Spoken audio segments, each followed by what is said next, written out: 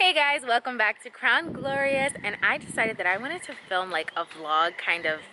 I wanted to have a vlog vibe because I think vlog vibe is another hashtag. I wanted to have a vlog vibe because I think it's important, like if I have a word, to just get it out right away and to not have to worry about like hardcore editing and all that stuff. So this is Crown Glorious unedited.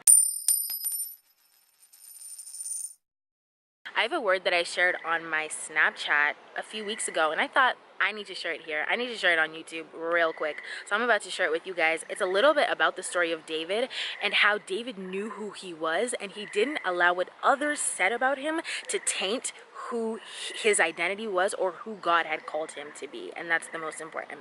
So quick backstory on David: he was one of 7 brothers, and 3 of his older brothers were fighting in the Israeli army against the Philistines, and David and Goliath is on the side of the Philistines.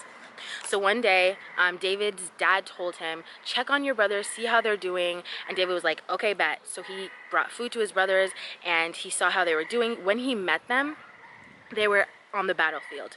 And when they were on the battlefield, he saw that they were all scared. And he was like, why are you guys scared? Like, what is going on? Like, who has y'all shook? Like, what's happening? And then they saw Goliath. He saw Goliath and then he was like, oh, okay.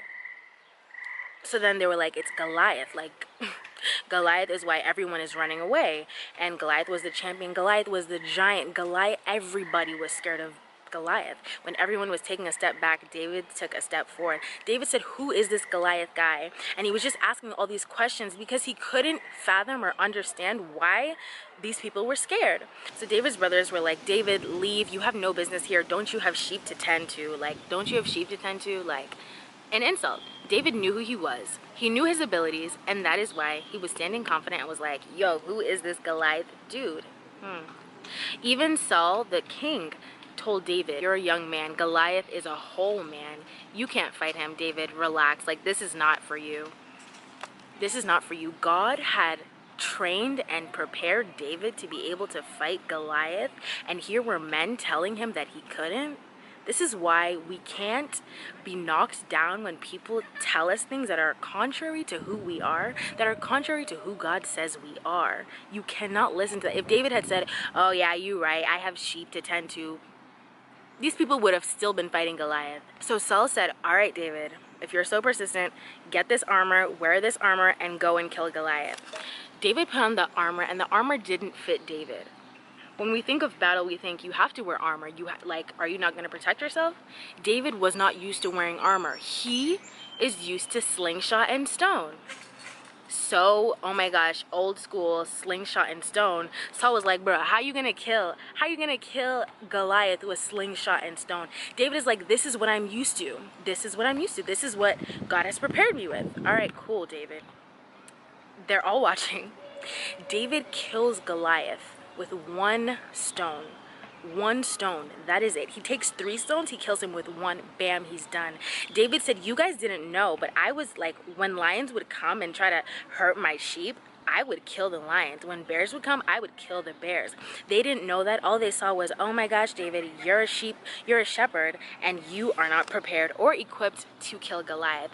But God had a plan for David to kill Goliath, to give the Israelites victory, and they didn't know that.